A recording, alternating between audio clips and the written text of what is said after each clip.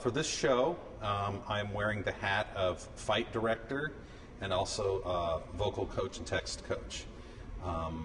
Fight director is a position that has sort of evolved more recently. Used to be called fight arrangers, sometimes called choreographers, but fight director is the term that's used most now in professional theater.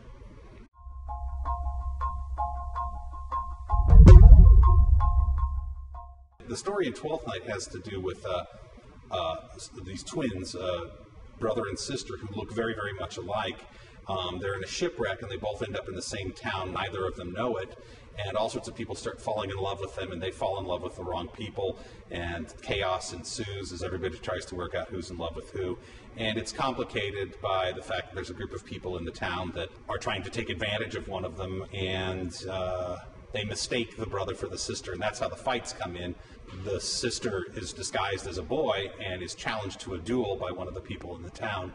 And right in the middle of the duel, the best friend of the brother thinks that it's the brother fighting and comes to his rescue. He's a pirate. He comes running into the middle of this duel to stop the duel, and then he ends up being arrested by the police.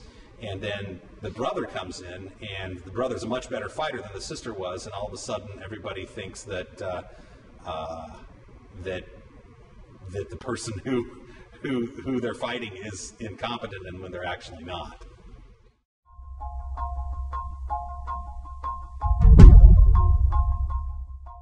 I fenced competitively when I was in high school, and a little bit in my 30s I fenced competitively.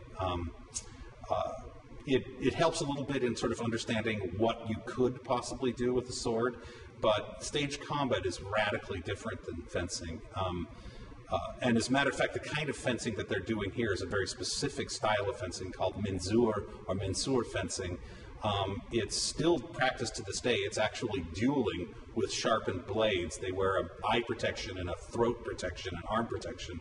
And it's mostly practiced in Germany and Eastern European countries. A lot of Czech and Polish universities have these fraternities that fence in this way.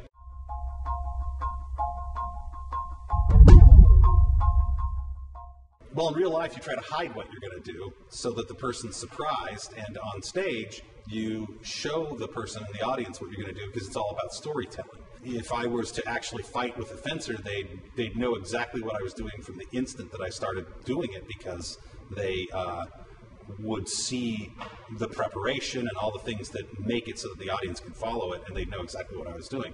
Whereas in real fencing, you try to not show until the very last second where you're going to attack from. So they're radically different in that way. Although the footwork, the parries, the targets, all those things are essentially the same. It's just that we reverse engineer so the audience can follow the story. It's one of the reasons why they very rarely show Olympic fencing on television, because it moves so quickly that the average person can't follow what's happening.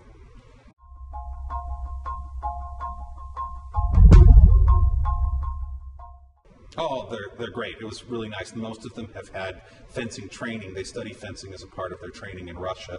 In our program, their junior year, they spend a semester in Russia, and an intensive part of their training is fencing.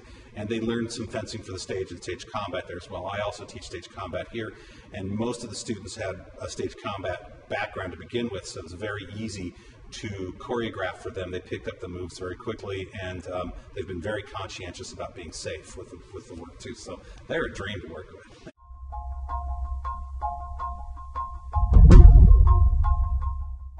The mensur style, the swords are specifically a Schlager blade, which is a thicker blade than most fencing blades and would have been sharpened. Ours aren't. Also, the pirate Antonio fights with what's called an Arkansas toothpick, which is a long knife that was used a lot by cowboys in the Wild West in the United States. And his other weapon is a curved blade. It's a kukuri blade that was used by Gurkha mercenaries. It still is to this day from Nepal. And the Gurkhas mostly work as mercenaries for the British government, and they're considered an elite fighting force. And that's the weapon that they've used. They developed out of using it kind of like a machete in jungles, and so it's a big, mean-looking knife. And then the guards use riot batons because it's a modern production to a certain extent, and so the guards have to fight this guy with these really mean-looking knives, and all they got is nightsticks, basically.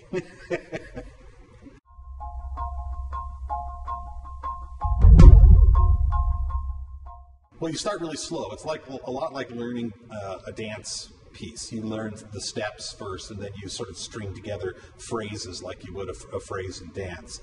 As a matter of fact, a buddy of mine used to say that fight choreography is like dance with ugly props.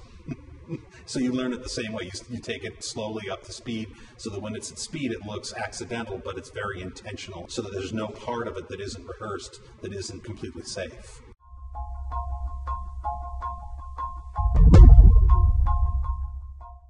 Oh, I have bad knees. I think they just beat the crap out of me, actually. But, you know, I am old and wily, and sometimes old and wily beats out over, you know, young and energetic. So we'll see. I'd probably give them a run for their money, but in the end, I think I'd be peppered with holes.